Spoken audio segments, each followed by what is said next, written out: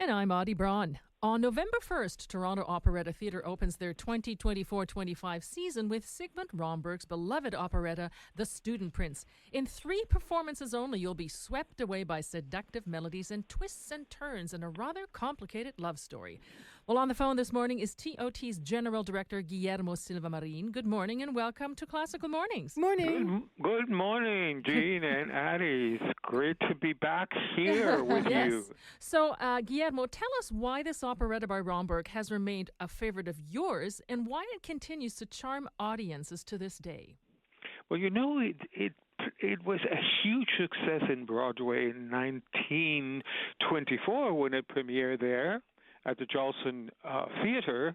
And, it has remained a favorite ever since, maybe mainly because of its bittersweet story of boy meets girl, girl meets boy. He's too soon to be king of Carlsberg, and she is a commoner. Does that sound familiar? And isn't he promised to somebody else in marriage already? That's the complication? No, he's not married already. He's somewhat. These royals have prearranged That's right. marriages. Okay. So he's 20 years old. He's been locked up in this palace all his life. He doesn't know the world. And the grandfather, who is the king, says it's time for you to go to our university, enjoy real life out there, and learn a bit, and then come back and marry this gorgeous Princess Margaret.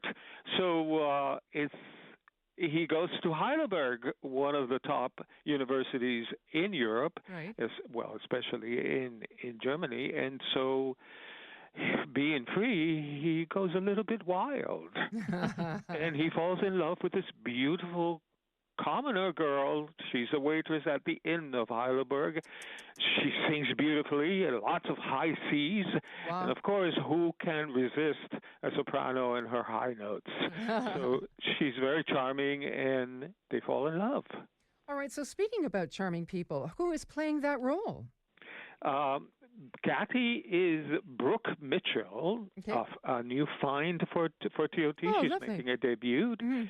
She's studied all. She's a triple threat. She dances, she acts a mile a minute, she sings beautifully, and it's great. It's great to find her, and I think she'll go lots of places. Our prince is also a debut with TOT. His name is Jacob Abramsey, and just out of school, got all kinds of offers. He's going to Santa Fe this next Oh, summer. nice. So yes, it's and the whole cast is wonderful. We're having a great time.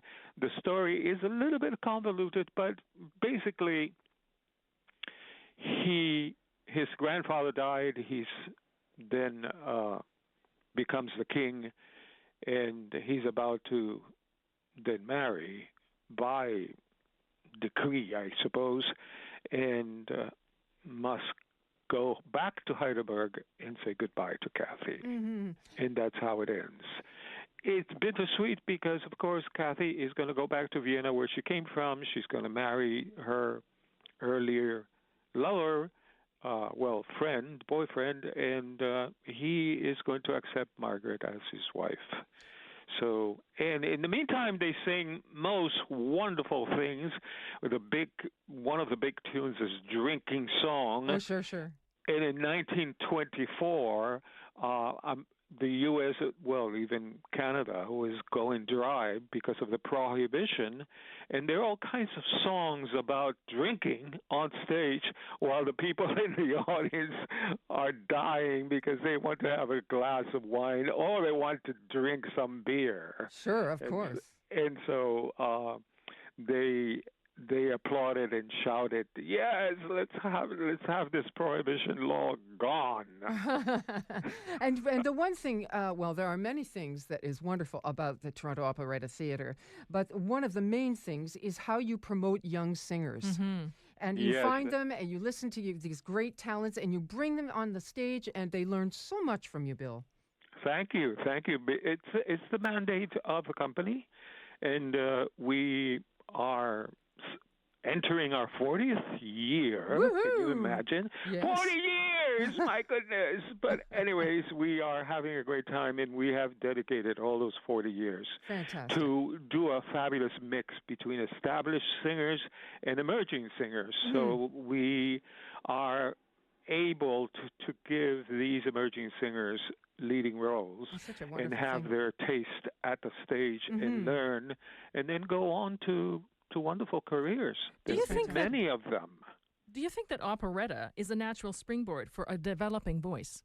Yes, Mhm. it is. Yeah. Because, of course, well, a lot of the music is written in a way that it's not going to expose a young voice to the hardships of having to sing very big Exactly. and compete with a huge orchestra. Usually, operetta is small orchestra. There's plenty of its composition. The narrative is developed through speech, so there's a lot of dialogue. So singers don't have to spend, if it's a Wagnerian opera, 3, 4, 5 hours of singing. Right. And as I recall, Bill, Audie and I were two of your best dancers, right? Yes! You were. The White Horse Inn. Oh, my a privilege and a great pleasure to work with you. And now celebrating 40 years, you Yeah. sort of say That's the fantastic. season is going to be with the Student Prince, and then the Countess Maritza returns, which is Imre Kalman, one of the most fantastic Viennese operettas, Excellent. and then we're going to close Excellent. with the Gondoliers, Gilbert and Fantastic. Sullivan. Excellent. Well, Bill, I want to thank you so much for talking with us today. All right, We've been thank you. It's speaking- been a pleasure. Thank you, and our pleasure as well. We've been speaking with the General Director of the Toronto Operetta Theatre's Guillermo Silva Marin about the Toronto Operetta Theatre's production of Romberg's The Student Prince. It's taking place November 1st to 3rd at the St. Lawrence Centre for the Arts. Tickets at torontooperetta.com or tolive.com, or you can call 416-366-7723. Oh, excellent. And you know what, What? Guillermo?